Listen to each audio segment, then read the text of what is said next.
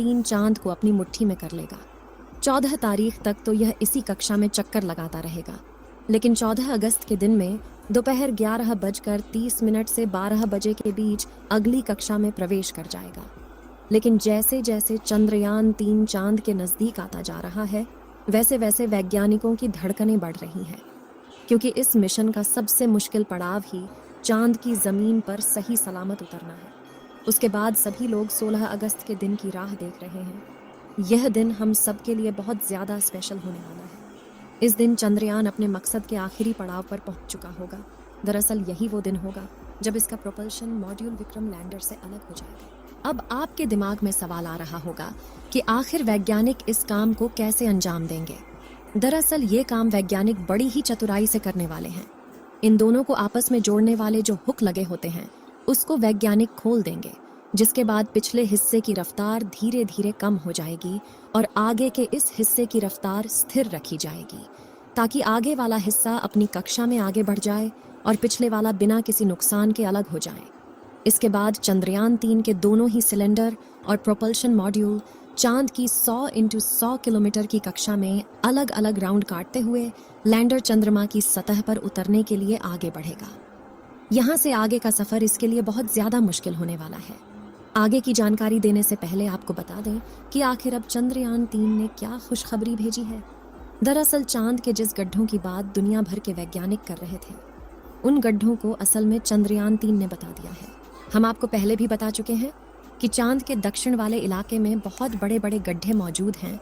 उनमें से कुछ का आकार तो कई किलोमीटर में फैला हुआ है। ऐसे गड्ढों को देखकर कोई भी स्पेस एजेंसी वहां पर अंतरिक्ष यान को उतारने से पहले कई बार सोचते हैं। इन्हीं डरावने गड्ढों की तस्वीरें चंद्रयान 3 ने दुनिया के सामने भेजी हैं। इस तस्वीर को देखकर इसरो के वैज्ञानिकों की आंखें खुशी से भर गईं, जब चंद्रयान 3 के अंदर लगे हुए हाई रेजोल्यूशन कैमरे ने चांद की खूबसूरत तस्वीरें कैप्चर की।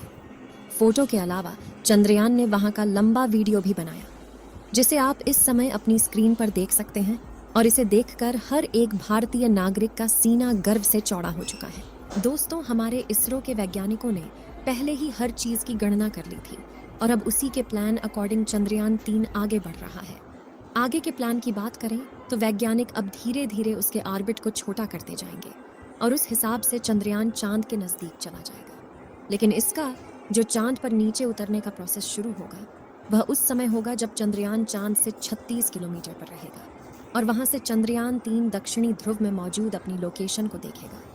दोस्तों, यहाँ इसरो के वैज्ञानिकों ने अपना तेज़ दिमाग का इस्तेमाल करके अपने यान को सीधा लैंडिंग के लिए नहीं भेजा है, बल्कि वह धीरे धीरे ऑर्बिट बदलकर चंद्रमा की तरफ अपने कदम आगे बढ़ा रहा है। उसके पीछे की वजह यह है कि जिन देशों ने भी चांद पर सीधे लैंडिंग करने की कोशिश की, वो सभी अंतरिक्ष यान क्रैश हुए हैं। लेकिन इसरो की सूझबूझ से हमारा मिशन सफलता के कदम छूने के लिए तेज़ी से आगे बढ़ रहा है और उम्मीद है इस बार हमारा लैंडर सफलतापूर्वक चांद की सतह पर सॉफ्ट लैंडिंग कर जाएगा। सॉफ्ट लैंडिंग करने के लिए इस बार अंतरिक्ष यान में जो उपकरण लगाए गए हैं, बहुत ही ज़्यादा एडवांस और हाई टेक्नोलॉजी वाले हैं।